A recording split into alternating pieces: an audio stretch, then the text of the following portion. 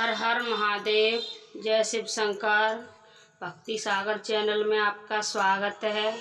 सावन के चौथे सोमवार की हार्दिक शुभकामनाएं। सावन सोमवार व्रत कथा। एक साहूकार बहुत धनवान था। उसके धनाद किसी बात की कोई कमी नहीं थी, परंतु पुत्र न होने के कारण वह अत्यंत दुखी रहता था।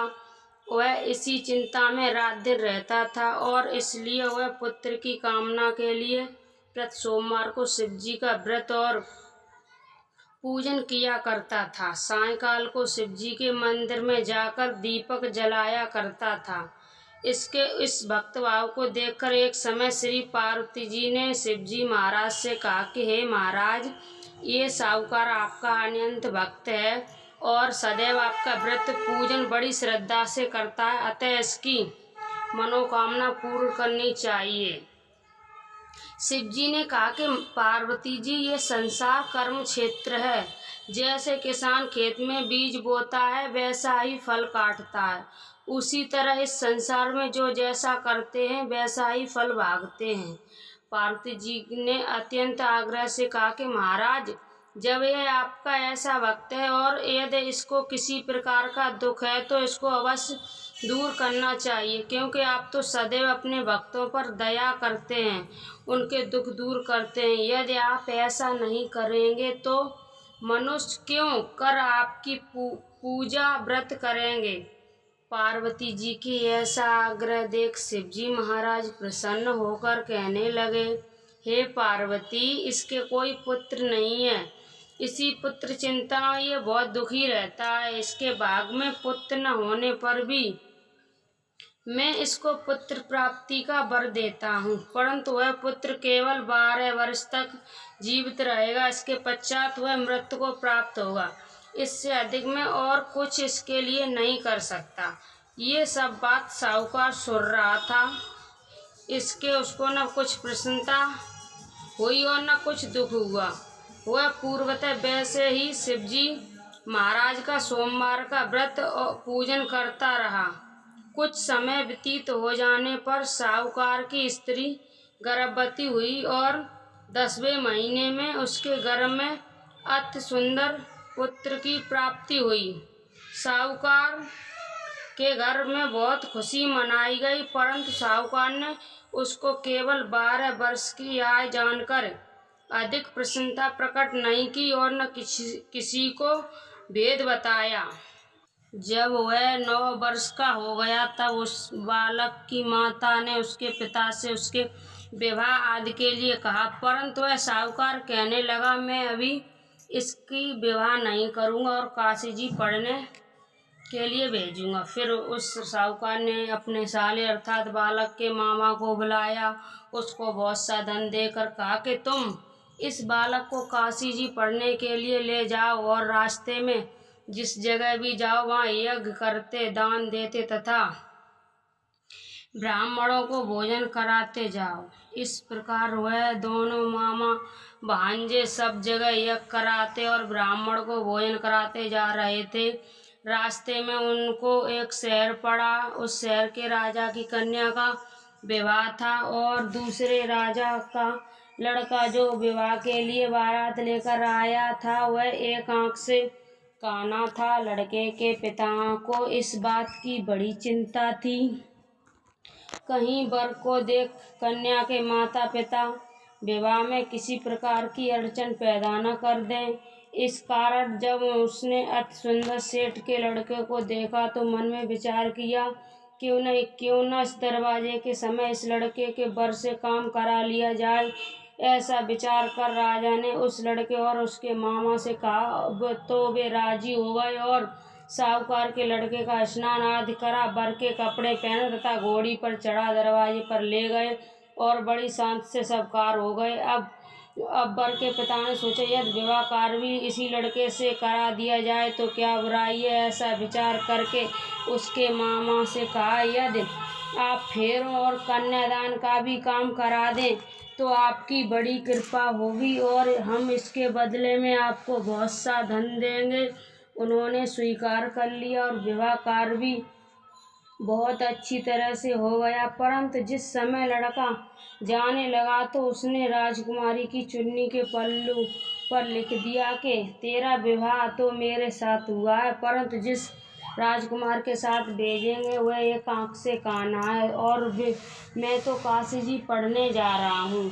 उस राजकुमार ने जब अपनी चुन्नी पर ऐसा लिखा हुआ पाया तो उसने राजकुमार के साथ जाने से इनकार कर दिया और कहा कि ये मेरा पति नहीं है, मेरा विवाह इसके साथ नहीं हुआ, वह तो काशी जी पढ़ने गया है।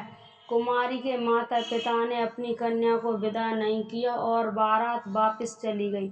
उधर सेठ का लड़का और उसका मामा काशी जी पहुंच गए।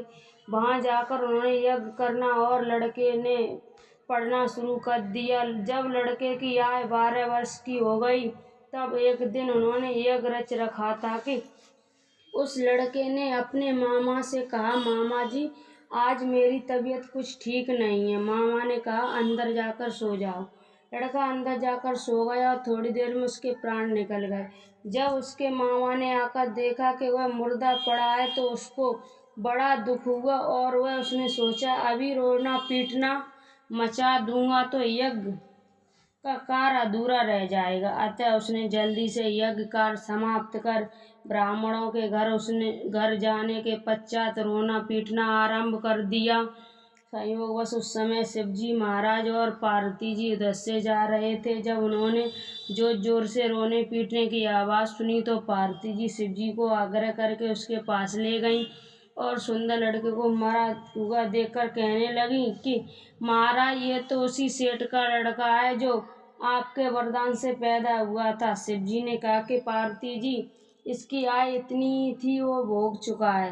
पार्वती जी ने कहा कि महाराज कृपया करके इस बालक को आए और दो, नहीं तो इसके माता पिता तड़प तड़प कर मर जाएंगे। पार्वती जी की इस प्रकार बार बार आग्रह करने पर शिवजी ने उसको वरदान दिया और शिवजी महाराज की कृपा से लड़का जीवित हो गया। शिव पार्वती कैलाश चले गए। तब वह लड़का और उसकी मामा उसी प्रकार यज्ञ कराते हुए अपने घर की तरफ चल पड़े और रास्ते में उसी शहर में आए जहाँ उस लड़के का विवाह हुआ था। वहाँ पर आकर जब उन्होंने यज्ञ आरंभ कर दिया तो उस लड़के के ससुर ने उसको पहचान लिया और महल में लाकर उसकी बड़ी खातिर की, साथ ही बहुत सारा धन और दासियों के सहित आदर और सत्कार के साथ अपनी लड़की और जमाई को विदा किया। जब वह अपने शहर के निकट आए तो उसके मामा ने कहा कि पहले मैं तुम्हारे घर जाकर खबर करा आता हूँ। उस समय उसके माता पिता अपने घर की छत पर बैठे हुए थे और उन्होंने ये प्रण कर रखा था कि हमारा पुत्र सकुशल घर आया तो राजी खुशी नीचे आ जाएंगे, नहीं तो छत से गिरकर अपने प्राण दे देंगे। इतने में उस लड़के के मामा ने आकर ये सारा समाचार दिया कि आपका पुत्र आ गया है, परंतु उनको विश्वास न आया।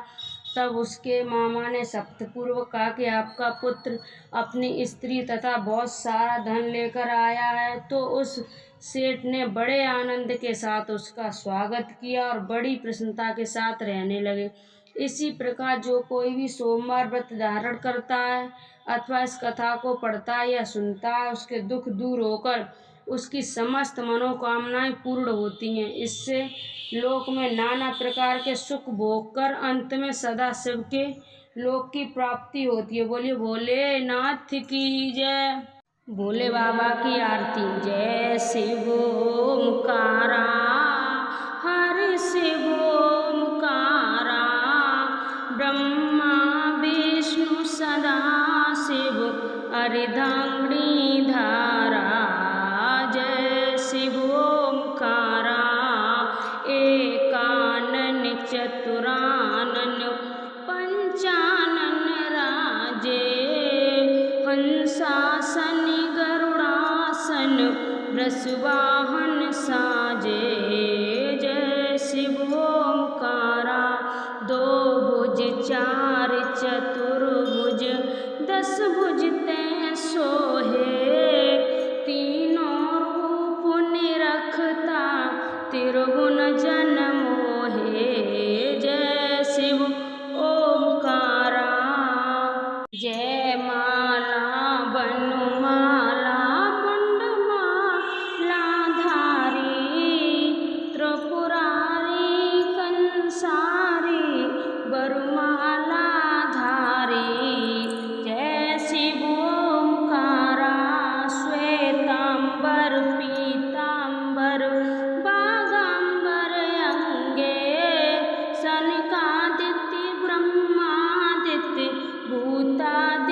संगे। जय शिव ओंकारा कर में श्रेष्ठ कमंडल, चक्र त्रिशूल धरता, जग करता जग हरता, जग पालन करता। जय शिव ओंकारा ब्रह्मा विष्णु सदा शिव, जानत अविवेका, प्रणवाक्षय के मंदे ये तीनों एका। जय शिव ओंकारा तिरुगुण शिव की आरती, जो कोई नर